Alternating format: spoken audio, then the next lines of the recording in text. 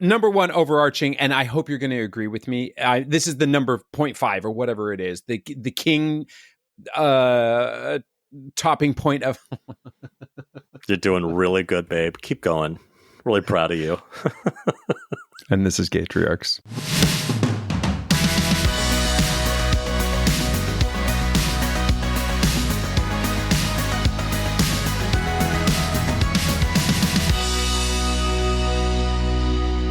So do you want to know how anal I am?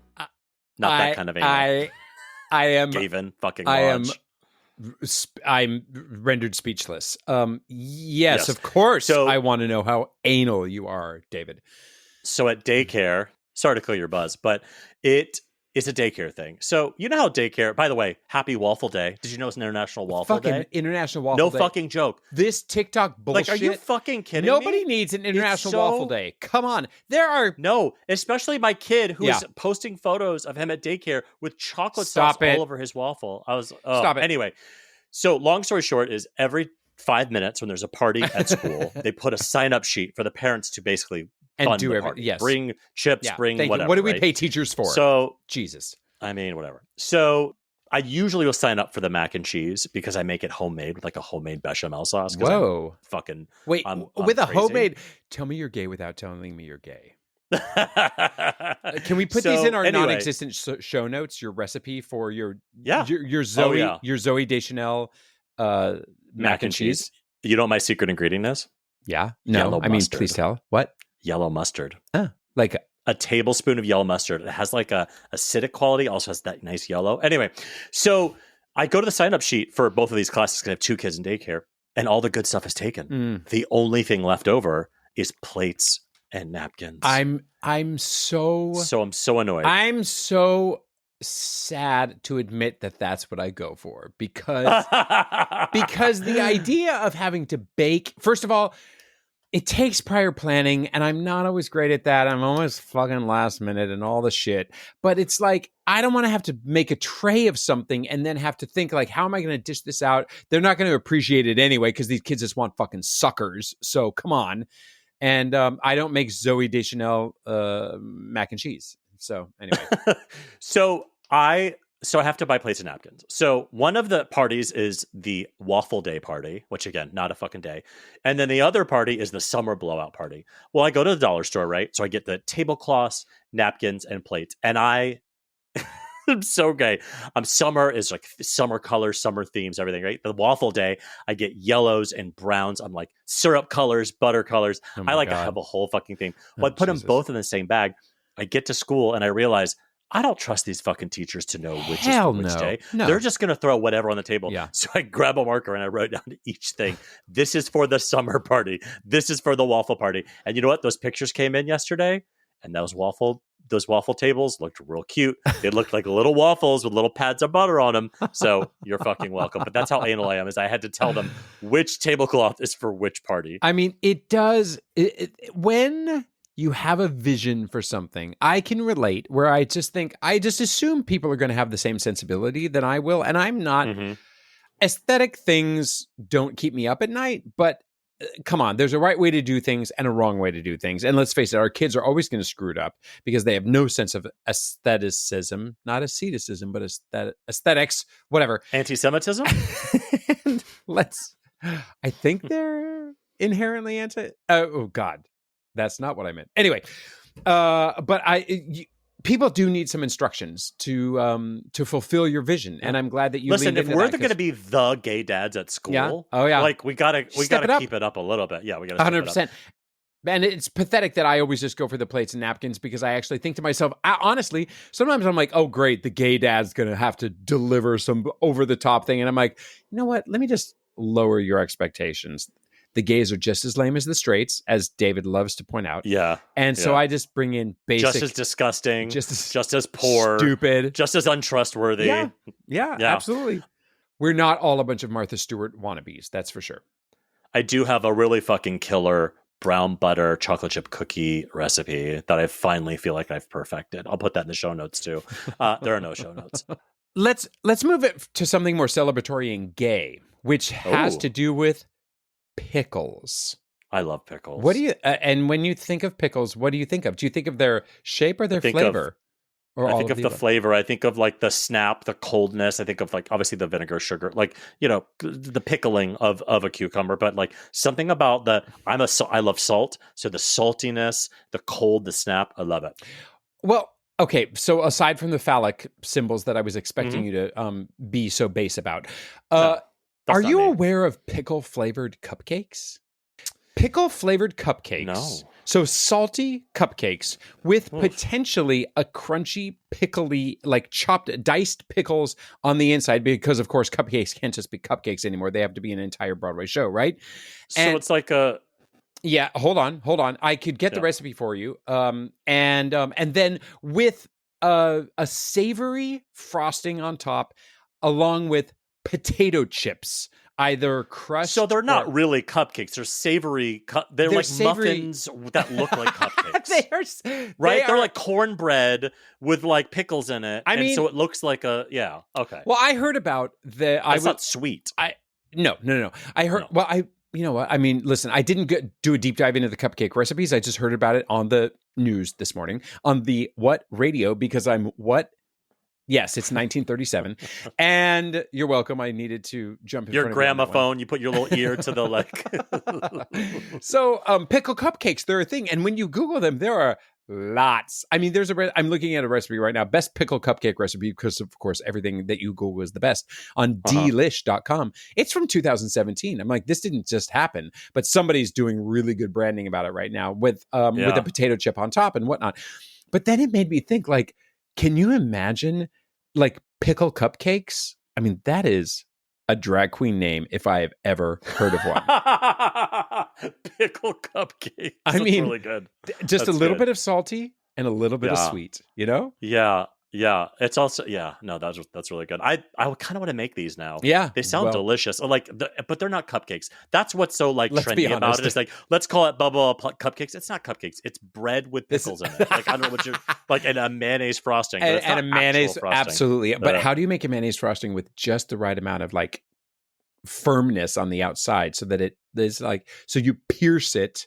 Would you make a sandwich out of this pickle cupcake? Always. Do you think you yourself? Always. Dude, that's my thing. I don't understand why you want to do that. I mean, again, because I'm 43, Gavin. I'm not 11. A cupcake is a vessel to your mouth for frosting. So I don't want to squish anything down. I would rather take the bottom half of the cupcake, throw it away, and just eat the frosting on top. So you want the ratio of frosting to cupcake to be a little more even, 4 to even 1. More frosting. Yeah, 4 to 1. Okay. Yeah. Interesting. Way more.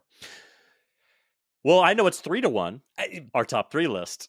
Let's move to 3. Is that a good transition? That was a good segue? I mean, no? I'm so proud of you. That was fantastic. Oh, thank you. Okay. Let's move to the top 3 list. It's yours. Yes, it is. So this week's top 3 list is, I wanted to hear, I mean, gosh, I don't think that our top 3 list needs to always be top 3 recommendations for something.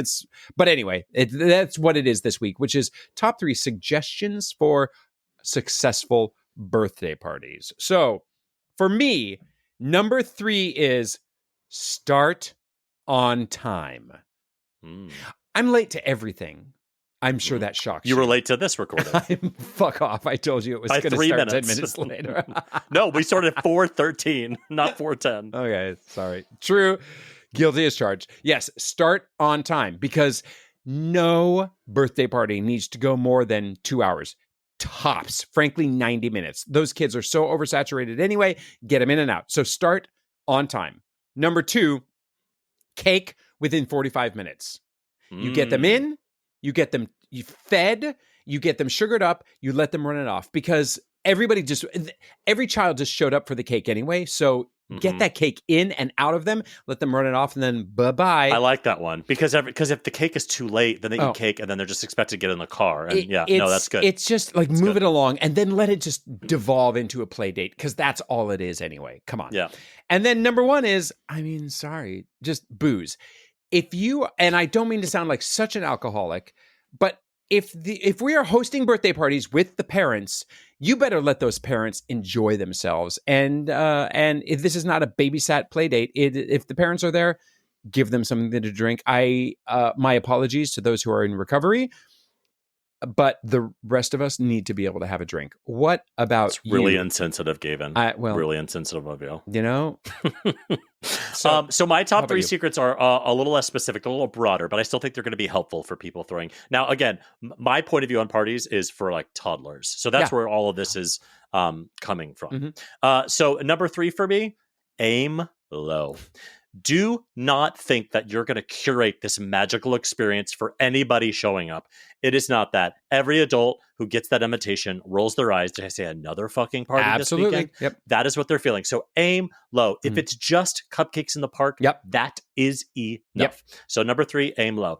Number 2, similar to what you said, always consider the parents. The parents are there too. The parents are just as miserable as you are. So if that means getting them food too, if it's like pizza for the kids and ice cream, do the parents have pizza? You have to feed them.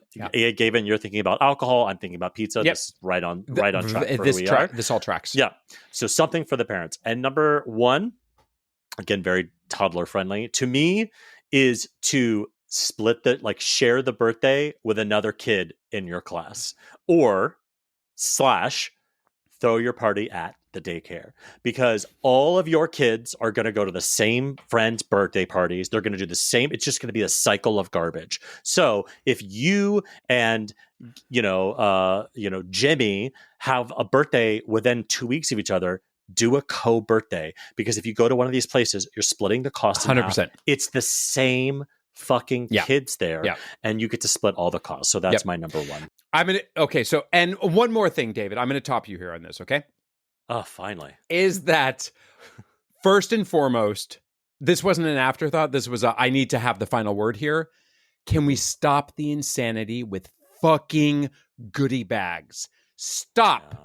Can we please start a movement? If this podcast exists for nothing else Kids except show ending, up expecting gifts. Yes, not even just a bag, a wrapped gift. This is a social movement that I want to foster here. Enough of the goodie bags. This is nonsense. My aim low. Aim low. It's nonsense. It's trash. Nobody needs. And we all do the same shit. We all go to the dollar store. We all get shitty Play-Doh. And we all bitch about it. And we all bitch that it's even coming home with us, and we go right in the garbage. Yep. So that's the King Daddy topper. There you go. All right. So next week, our list now is similar to an old list, but it's different. Okay. The top 3 things that are so fun as a kid, but not fun as an adult. So our next guest is a comedian. He's an author. He's a viral cook and Orlando's most famous gay-at-home dad. We'll see about that. Please welcome to the show, Ben Ptashinsky-Skinner. Here he is. Did I say Hi. That was perfect. I'm blown away. I'm very proud. Before we started recording, we were talking about the Holocaust and big dick. So I think we're really... And also how to pronounce Ptashinsky. That. Definitely not that, though. Wait, definitely not like that. Were you the one that just came from the dentist, or was it your daughter? Wow. Wow. I mean, I wanted to exaggerate, but anyway, right to you, David. Go. No, there's nothing to say other than obviously he's a comedian because he's the funniest guest we've had already in the 8 minutes we've been on the phone. Hi, welcome to Gatriarchs. Thank you. Now listen, I was just voted Orlando's 3rd best comedian after last year winning best comedian. So I'm a little hurt. You're slipping in the polls, but to be fair, now you have room to grow. Guess who beat me? I want you to guess. I'll give you 3 guesses. Matt Gaetz. No. But wait a minute, I forget what's the category? It's just Orlando's comedian, not Orlando's gayest comedian. Just best comedian. Oh shit. No, correct. It has nothing to do with my sexuality. Although the rumors may be true about who won first. Screw the guessing. We'll be here all week. Yeah. Carrot Top beat me. Wait, he lives in Florida? I think he lived in Vegas.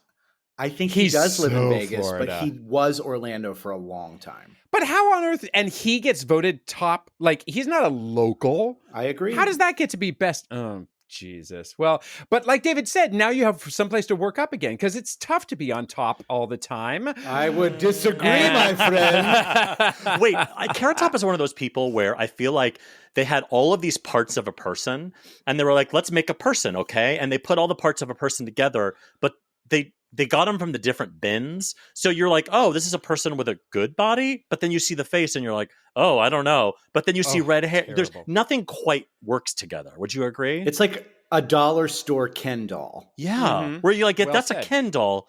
but something's not right about But it. is it? There's some inherent sadness in that doll. That's like a Sven doll, right? Yeah, exactly. So you, like we said in the intro, you are a resident of Florida. How's that going? Correct. How's Listen, because I grew up there, so I know it. But I'm curious, like, how is it? I haven't lived there in 20 years. How is it? How does it feel right now?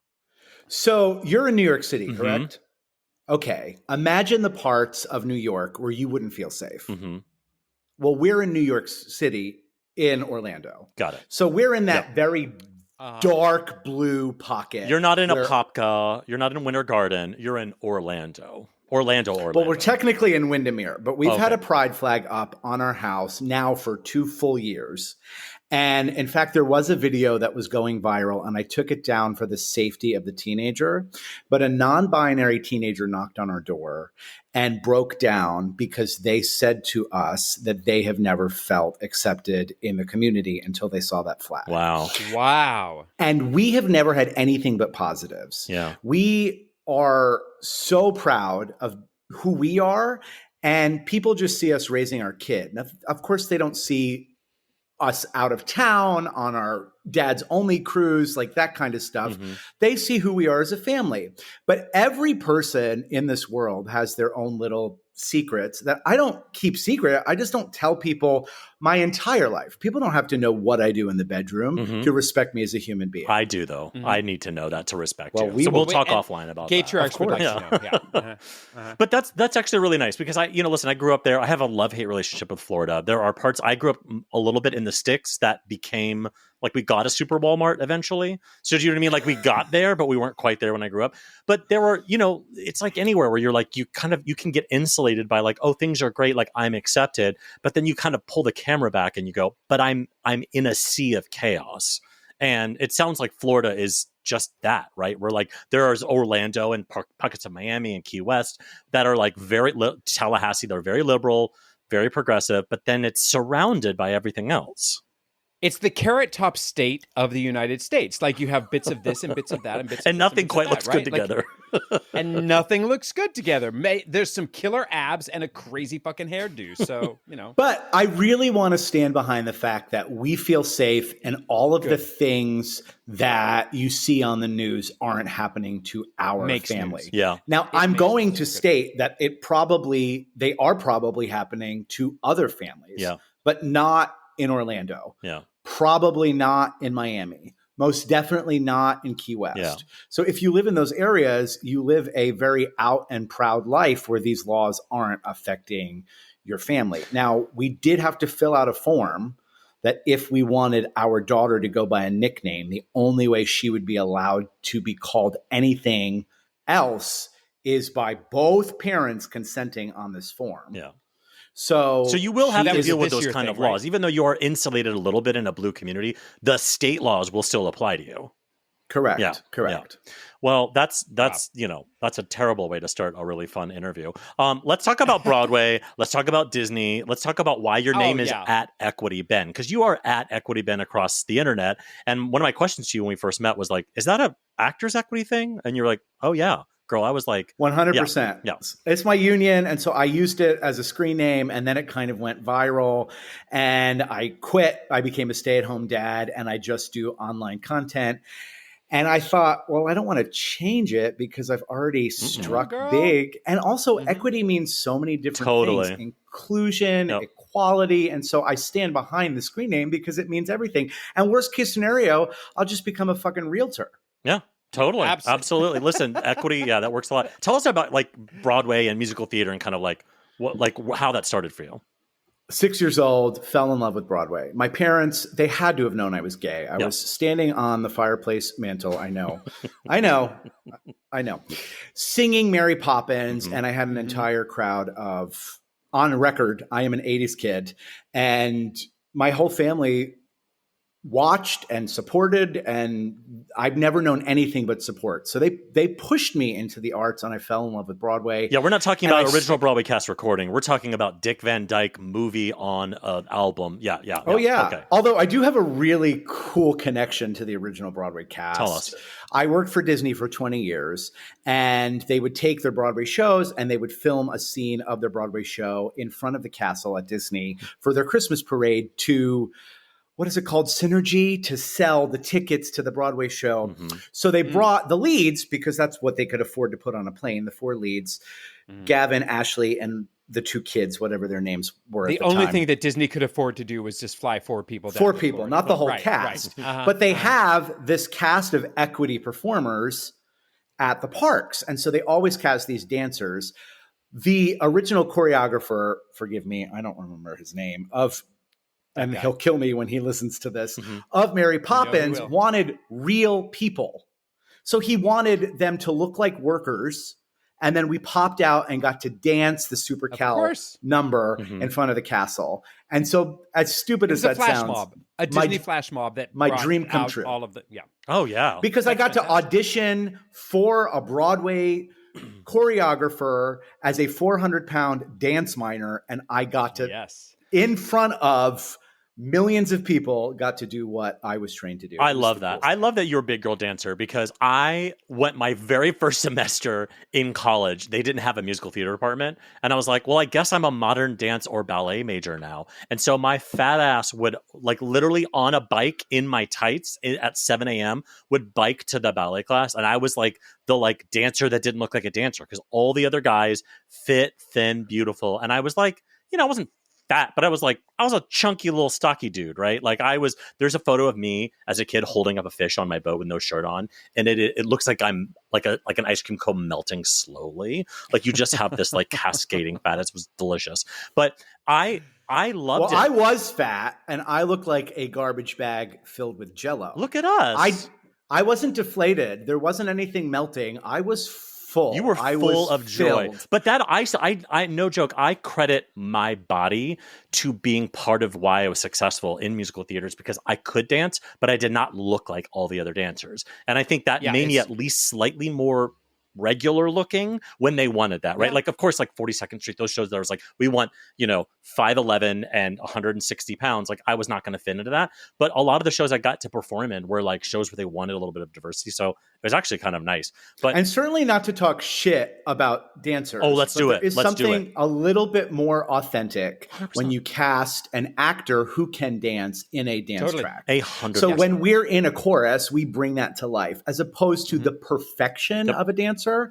And that is, anytime I see a show and it's dancer, I feel like that's missing. And 100%. I don't want to talk shit about any gay dads on here who do all that shit, but there are a few that I'm well, that's not real. That's not authentic. I will say, I'm going to toot my own horn a little bit. When I direct shows, I always actively try to find dancers that are big. I try to find big dancers. Or obviously I want diversity, but I always want diversity in body shape, because it is one of the few things that people don't do when they think about diversity. Diversity in race, diversity in age, sometimes gender, obviously. I don't think they often think about diversity in body shape. So I directed Mamma Mia 4 years ago in Los Angeles, and I actively told everyone on the team, and I actively put in the thing, looking for dancers who are not just the traditional dancer shape. And of course, some people just ignore that and they just don't come. But I cast a few, and these people were incredible, and they were getting to do these dance tracks, not just step touching in the background, but actual shablams, and it made it so much more interesting. And like you were saying, Ben, so much more real, which I think is the culture of what people want in theater now. Is they want to feel like there's some sort of realism there. That's what we're moving towards. When you go to Greece, you don't see just this and white people. You see the whole barrage. Yeah. Mm-hmm. That's what drives me crazy. I just saw Back to the Future, and it's all skinny, thin. We're taking steps back to the past. But that's the past, Ben. The show takes place in the past. The future was in the past. Wasn't the future of the original movie in 2018 or something like that? 2015. Yeah. Oh, 2015. Yeah. We've already passed it. So their future is already the past. So correct. Disney has certainly been on the forefront of actual diversity, I would say, in their casting, and how awesome that you got to perform there in all the capacities that you did. And what did you do there for those 20 years that you worked there? I was in a show hired out of New York City called the Hoop-Dee-Doo Review, and it's technically the longest running show in the States. America. Yeah. Wow. In 1974, they opened, and the only time that they took a small break was during COVID. Mm-hmm. And the show has changed a little bit here and there, and people were like, oh, the Fantastics this and the Fantastics that. But the Fantastics closed and then opened and then closed, and now it's closed. So is the Hoop-Dee-Doo Review the one that takes place, like, what is it the equivalent in LA? I mean, the Florida one is the equivalent in LA as the Horseshoe Review? No, there was the Golden Horseshoe in Disneyland, and then in Orlando, it's called the Diamond Horseshoe, and now it's just the Diamond Horseshoe. It's so sad. It's just a spillover of the buffet next door. Oh no, it's really sad. And the entertainment option is I wish. That sounds amazing. No, it's roast turkey and stuffing, and the entertainment option is now just a player piano that they have pre-programmed. Listen, everybody's on a budget. It doesn't matter that your vacation costs $7,000. Yeah, you're getting a pre-programmed piano. That's what you're getting. And a lot of people don't realize. So, Actors Equity Association, which we talked to a little bit about, your name is the kind of the union that represents stage actors and stage managers. So Broadway tours, stuff like that. But it also Disney parks, those actors and those shows are on a different contract of equity. So those are also professional members of the Actors Union. A lot of people don't realize that it's the same union for the Broadway folks as it is in the Disney park shows, and even some of like the parades and stuff. Like a lot of the performers are on equity contracts, right? Since the 90s. Yeah. And what's crazy about that is we're scaled to Broadway, right? So when we retire, let's say you've done 40 years at Disney and you've worked every single week at Disney. Mm-hmm. When you retire, your retirement package is based off of how many weeks you've worked. It's cute. You've worked 52 weeks for 40 years, as opposed to Broadway, where the only people who've worked that long were in Wicked or Phantom. Yeah. And it's wild. We've seen those shows close. Oh, yeah. I had to for whatever financial reason, I had to call SDC, which is the Stage Directors Union, and ask them if I retired today, what would my pension be? And they had to send me a formal letter. And they laughed. It was $24 a month. Listen. It was $24 a month. And you know what I said? That's Chipotle with guac, motherfuckers. I will take it to the bank. So enough about this. You're a dad, and you're a gay dad. So please tell us, how did you become a dad? So in 2015, we were getting married. It became legal in Florida in January. We were set to marry in April. Mm-hmm. And then maybe it became legal in June of 2014 here in the state of Florida. But it became legal federally in 2015. So we had a real wedding. Everyone came. It was legal. And then things started just falling into place. And we bought our house. We realized we could adopt. And we put ourselves out there. And in 2017, we were chosen by a birth mother. And at the same time we were chosen, I was cast as Edna in Hairspray here at the Dr. Phillips Performing Arts Center. The what? Oh. The Dr. Phillips Performing Arts Dr. Center. Phillips. Got it. I heard Dr. Phil. Go on. Listen, the Dr. Phil Center is amazing. You haven't lived until you've done a show with Dr. Phil. That isn't with a silent Cash P, me is outside. No. Dr. Pahill. But what a lot of people want to talk smack unless you're on Broadway. But the Dr. Phillips Performing Arts Center is 3,000 seats. Wow. And some of those that's Broadway bigger theaters, than all Broadway theaters except for Radio City. All of them. Yeah. That's the only one. So I do have a small following, and I think that's why they cast me. Mm-hmm. Because at the end of the day, we did sell out the run. Mm-hmm. But it was a dream role with a hair and makeup team, a costume team, a full orchestra, which even on Broadway isn't happening anymore. Yeah.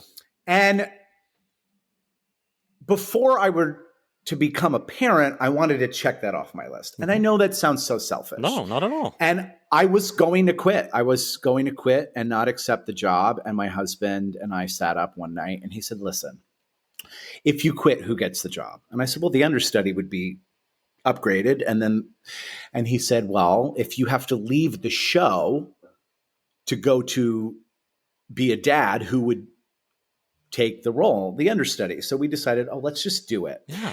Her due date and the closing date were the same fucking day. Of course they fucking were. And so what I did was I put her actual birth date, 7/28, on Post-it notes all around the house. And I would go around the house and I would kiss them like they were mezuzahs. And I know that sounds so stupid, but you like put out into the universe what you want. Sure. Well, I mean, secret to life, baby. Right? Yes, 100%. And the last day of the show, I'm sitting in full hair and makeup. Everything's done. Just a grown-ass man in a dress. Yep. Completely. Like you, as Edna, I know a lot of drag queens like shave everything. You have to shave seconds before they put everything on. Otherwise, you look like a man in drag. And they wanted me as a woman. I was sitting in costume, ready to go, and the phone rings, and it's the birth mother. And I shit my panties. Yeah. And I have this whole image of myself like running to the hospital in hair and makeup. Heels. And who the hell are you? I'm the fucking mother. You know, the whole thing. And none of that happened. She was bored. She hadn't given birth yet, and she just wanted it out. And you're like, and bitch, she had any day but right now. Like literally any day but now. She had to have known. Like you were kissing your mezuzahs, and she knew that you were having a show that day. No. Here's the thing. When it comes to adoption, I feel like you do whatever the fuck it takes to make that relationship mother-centered. Yeah. She had no idea I was even in a show. When I answered that phone, she had no idea that I was 20 minutes to be on stage as a woman. No idea. Right. I talked her down off the ledge. Also, this sounds like I'm a saint. I'm not a saint. But she had nobody in her corner. Yeah. We went to the doctor's appointments with her. We did everything with her. And she needed somebody to talk to, and I was going to fucking be there. Yeah. Yeah. And guess what? I know this sounds so stupid, because who knows what can happen. I want my daughter in such a good headspace that I still do it today. 6 years later, we still have a good relationship with her mom, because I think that's best for everybody. Yeah, absolutely. Why shouldn't you? I mean, families, listen, we are all in the privileged position of making the family that we want and that we want for our kids and everything. And she should be in the family. So good for you. Sorry about that. So wait, was she born that night? Your daughter? No. Oh, okay. No. So the show closes. When this gets a little emotional, but it's the birth of your kid, right? Absolutely. So when the orchestra starts playing da da da, my husband told me later that he broke down, and he is not a crier. I've seen him cry 4 times because we made it.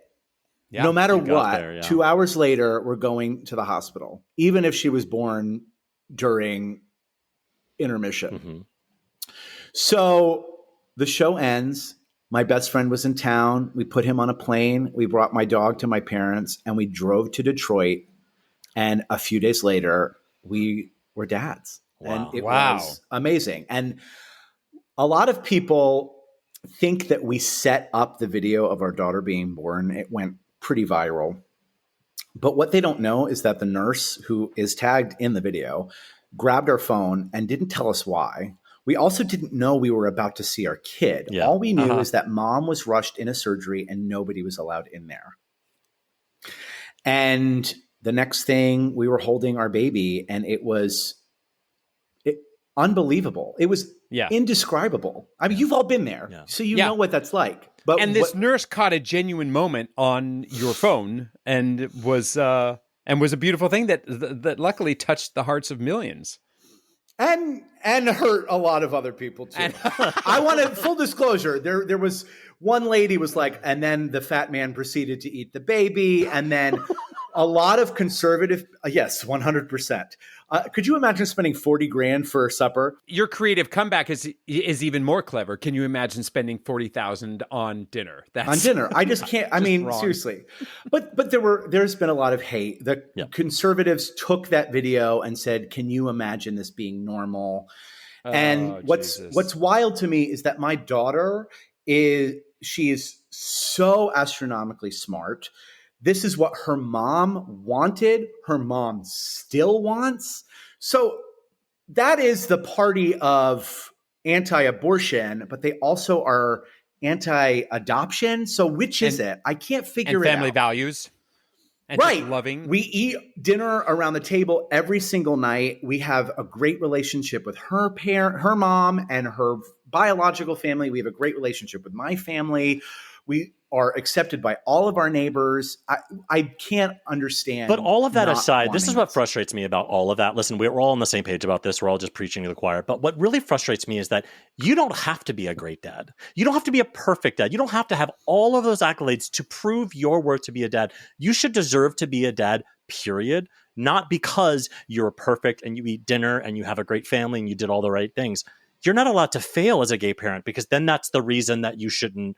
It's just so frustrating that we have to have these like perfect parenting.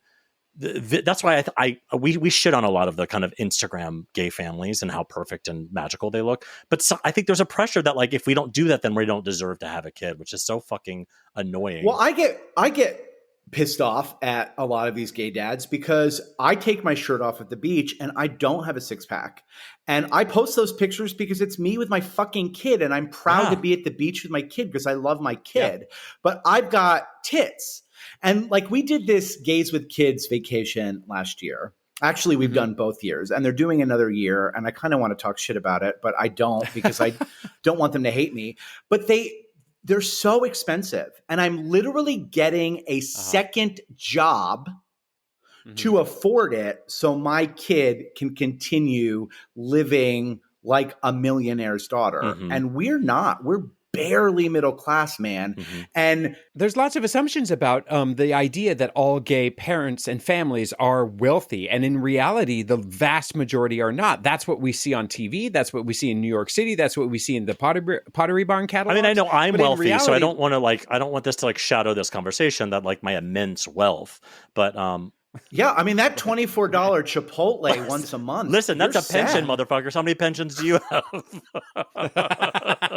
Wait, but like this is something I feel like we unfairly shit on them a lot on this show, but I also don't, because this perfect, classy, high key, fully staged props, everything, these Instagram accounts of this gay parenting life that is, if you're actually raising your kids, does not exist. It just doesn't exist. And which is why we started this podcast. There are a lot of gay dads who are perfect and they have these amazing brand deals. And I have brand deals. I mean, I do.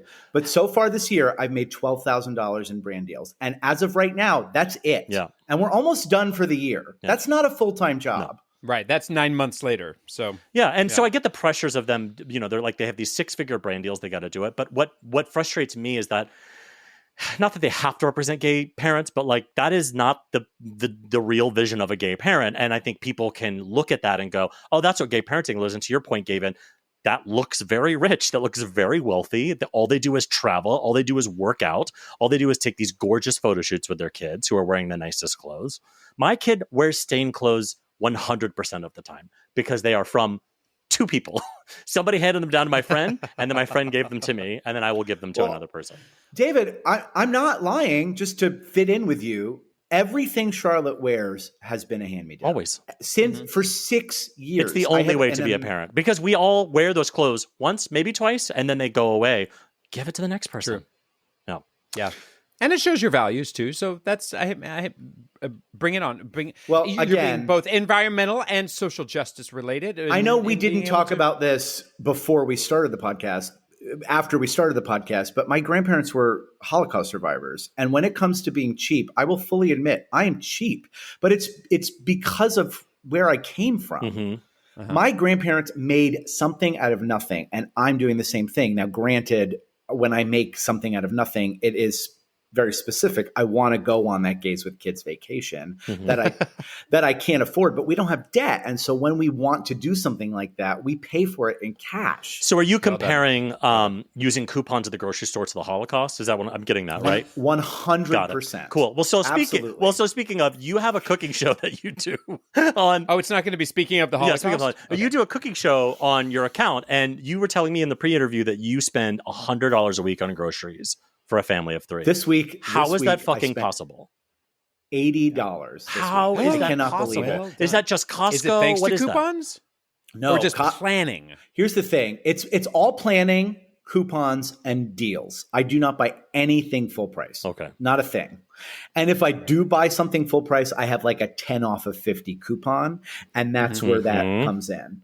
Now, Costco sounds great, but you have to buy these giant portions. I am into not buying giant portions. I bought this week, my big thing, 3 pounds of Smithfield ham for $7. Okay. 3 pounds. Yeah. Wow. That's But you good. also had to buy 3 pounds. Yeah.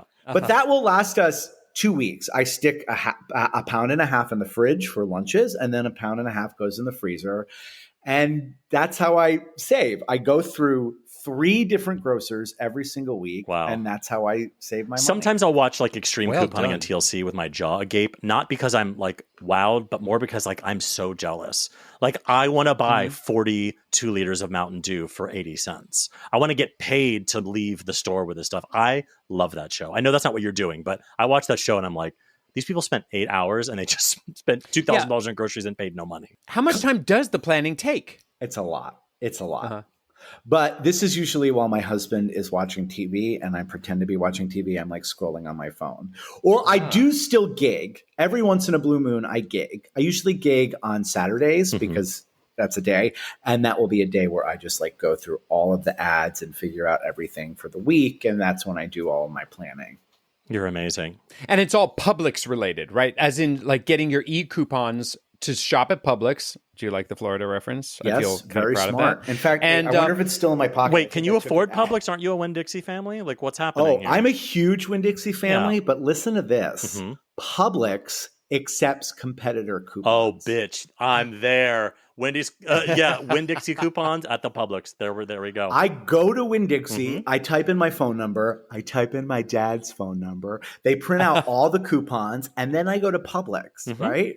Wow. And so this is totally makes me look like a piece of shit, but I don't care. So today I go to Winn-Dixie, I type in my number, I print it out, and I didn't see the coupon I wanted. And then I type in my dad's number and I print it out. There was a 4 off 40 coupon. So I used that today at Winn-Dixie, but I didn't put it in the slot because I'm going to use it again next week at Publix. Oh, snap. I hope the head of Winn-Dixie and Publix is not listening to this podcast because then you're Actually, I hope they do. And let's become a scandal.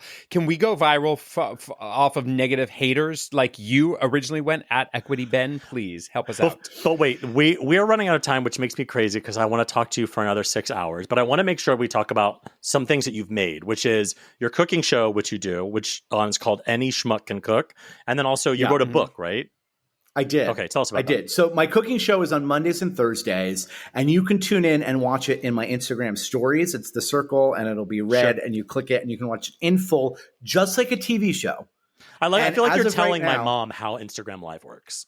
Well, some people It's are just like a really- TV not to show, be- Nana. I know. People are stupid. In fact, I just did a thing. Who's excited about my stand-up show coming back? And everybody said yes, except my dad. My dad, who's following 4 people, and my husband isn't one of those people. And your dad, whose coupon number you're using. Yeah, he's finally reached the retirement age where he doesn't need to use coupons all the time. He still does it because he loves to rich, fuck over 'cause he's rich now. corporations. Oh. Yeah, He's it not feels rich. so good. I mean, he is rich, but he'll never spend the money. He never will. Yeah. Because he's also the son of, he's the son born in Poland of Holocaust survivors. So like I don't know if it's getting worse. I actually think it's getting worse. I think I'm cheaper than my parents. But hopefully my daughter will be a normal person and not. Well, actually, I would say getting better also. I mean, this is a lost art, and you are putting a hat on a hat and getting better and better with each generation. I hope Charlotte is an even better coupon clicker. I mean, I've read that fuck her over. According to the numbers, we're in a worse place economically than we were in the Great Depression. Yeah. And Sure. I just don't want my life to change. And so I figured out a way to continue my life as a stay-at-home dad without a full-time job. But wait, so everyone Next is up, going it's gonna be bartering. Everyone's going to follow you at Equity Ben to watch your show Mondays and Thursdays, Any Schmuck Can Cook. But tell us about the book you wrote. I wrote a book called Goody Ben Makes Lemonade, and I used to have a copy sitting right here, but I forgot my daughter did show and tell, so it's actually at school right now. Nice. And I She's did proud. and it's a gay book, and she's reading it in Florida. So Fan fucking tastic. Hopefully by a drag queen, and then you have like the turducken of, yeah. That would be that would be super amazing. Anyway, for the first year of COVID, I had a lot of young fans who would come and see me at Disney. And during COVID, they couldn't see me at Disney anymore. And so every single night for a full year, I did what was called a #Ben time story, where I would read a kid's book. And on the very last night, I debuted my children's book that was illustrated by a local artist who also had lost their job because of COVID, blah, blah, blah. Was it Matt Gates? My book. It was. Oh, wow. That's so nice. I'm glad you guys partnered up. I feel like you're reaching across the aisle. It's called Goody Ben Makes Lemonade, How to Traffic Minors Across State Lines by Matt Gates. Well, listen. Allegedly. Listen, if we started with the Holocaust, we're going to end with child trafficking. That's how we like to do interviews here on Gatriarchs. Ben, we're obsessed with you. Come back 100 times. Thank you for joining us and demeaning yourself by being on our stupid little podcast. I love it. And don't forget, all gay dads are a little stupid. So my something great is very New York City centric, but it's great. There is this weird culture that has kind of developed with, so I take a bus into the city. So there's obviously there's the subways, but I live a little further out into New Jersey. So we take a bus and the bus takes me from my neighborhood all the way into Manhattan. And there is this culture of being really nice to your bus driver when you get on and off, where 100% of the people, when they get off the bus, goes, "Thank you. Have a great day." Everyone thanks the bus driver. My husband brought this to my attention. And then same thing when they go on, be like, "Hey, how you doing?" The meanest, most disgusting New Yorkers are kind to the bus drivers. I don't know why, but it is such a great culture that it's just we all kind of have just agreed to be nice to these people when we get off the bus. So that is my something great this week. I'm impressed that people do that. This is a surprise to me. I have to admit, it's a surprise. So my something great is so school has started fairly recently, and it is great to have the kids back in a rhythm. I mean, frankly, that could be my something great right then and there. But I did get a message from my my son's teacher from last year, where we have now moved in. We've decided that we're going to take our relationship to the next level, which is we're going to text each other cat videos and jokes and whatnot. And that's she a big sent step. me. And she sent me a picture of her drinking coffee from the first morning from a mug that was given to her by my son. And she said that he will always be with me. And now I'm excited that we can curse at each other and send cat videos as friends who are no longer teacher-parent relations. So when you get in with your kid's teacher, you're like, that is something great, frankly. That is great. And that is our show. If you have any comments, suggestions, or general compliments for David, you can email us at gatriarchspodcast@gmail.com. I check that email once in a while, too, so they can have some comments for me, okay? Or you can DM us on Instagram. We are at Gatriarchs Podcast. On the internet, David is at David FM Vaughn everywhere, and Gavin is at Gavin Lodge in cat videos. Please leave us a glowing 5-star review wherever you get your podcasts. Thanks, and we'll cruise you next time on another episode of Gatriarchs.